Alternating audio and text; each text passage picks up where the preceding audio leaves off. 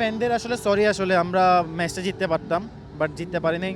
ফ্যানরা আসছিল একটা হোপ নিয়ে যে ম্যাচটা জিতবো। সো আসলে সরি ছাড়া আর কোনো কিছু নেই। কি ওয়ার্ল্ড কাপের ভাবনা ভেবেই আপনি ৩ বা ৪ ব্যাট করবেন সামনেও এরকম? যে এরকমই কোনো একটা কিছু, বাট আমি টিমকে বলছি, সো ওরা ওই জিনিসটা সাপোর্ট করছে আসলে। কোন ব্যাটে দারুণ একটা 50 যথারীতি আপনার ৪ এর চেয়ে ছক্কা সংখ্যা বেশি, কিন্তু দিন শেষে দল হারলো। আক্ষেপ নাকি প্রাপ্তি বেশি? টিম হারলে আসলে খারাপ লাগে। আমি পার্সোনালি কতটা ভালো করছি ওটা ইম্পর্টেন্ট না, মেন হচ্ছিল টিমটা জিতা। সো অবশ্যই খারাপ লাগতেছে। উইকেটে যখন গেলেন প্ল্যানটা কি ছিল সেটা একটু শুনি আগে। প্ল্যানটা আসলে নর্মাল ছিল, আমাদের খুব ভালো স্টার্ট হয়েছে। সো আমি আসলে ওই জিনিসটা ক্যারি করার ট্রাই করছি, আর শেষে জিনিসটা ভালো শেষ করছে।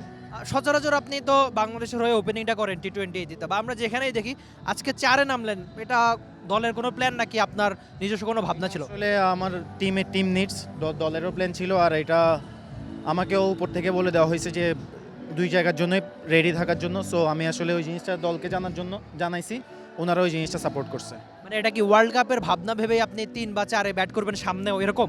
যে এরকমই কোনো একটা কিছু, বাট আমি টিমকে বলছি, সো ওরা ওই জিনিসটা সাপোর্ট করছে আসলে। আর যথারীতি নিজের ইনিংসটা নিয়ে একটু শুনতে যাচ্ছি আমরা।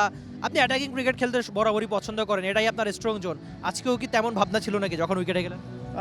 ফার্স্টে ওরকম ছিল না, আমি আসলে স্টার্ট খুব ভালো হয়েছে, আমি ওই জিনিসটা ক্যারি করতে চাইছি, আর শেষে খুব ভালো ফিনিশ করছে। একটু আফিফ নিয়ে শুনতে যাচ্ছিলাম, এর আগে একটু স্ট্রাগল করছিলেন, আজকে অবশ্যই উইকেটে গিয়ে বেশ দারুণ একটা পার্টনারশিপ হলো আপনাদের দুজনের। হ্যাঁ, ধ্রুব ভাই খুব ভালো ব্যাটিং করতেছিল। সো ওনার আর আমার কমিউনিকেশন খুব ভালো ছিল, আমরা দুইজন ভালোই শেষ করছি খেলাটা। শুরুটা আপনাদের ভালো হয়েছে, যদিও ম্যাচটা হেরেছেন। একটু লোকাল ফ্যানদের নিয়ে বলবেন, 18,000 মানুষ ছিল, আপনাদের নামেই পুরোটা সমর্থন করছিল। আসলে ফ্যানদের আসলে সরি, আসলে আমরা ম্যাচটা জিততে পারতাম, বাট জিততে পারিনি। ফ্যানরা আসছিল একটা হোপ নিয়ে যে ম্যাচটা জিতবো।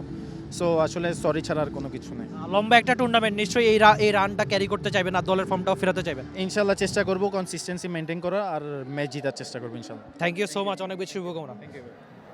পারভেজ হোসেন ইমন ছিলেন টি স্পোর্টসের সঙ্গে, যেটা যথারীতি জানালেন যে বিশ্বকাপের প্ল্যান মাথায় রেখেই তিনি সামনের ম্যাচগুলোতে হয়তো ৩ বা ৪ ব্যাট করবেন। দেখা যাক সামনের দিনগুলোতে কেমন করে। আর বাংলাদেশি ক্রিকেটারদের ক্ষেত্রে যেটা হয়, ক্রিকেটটা অনেকখানি মোমেন্টামের খেলা, তাদের ক্ষেত্রে বোধ করি আরেকটু বেশি টুর্নামেন্টটা যেভাবে শুরু করেছেন, নিজে ব্যাট হাতে তো অবশ্যই সফল ছিলেন। প্রায় 190-র মতো তার স্ট্রাইক রেট ছিল, 4-এর চেয়ে ছক্কা বেশি।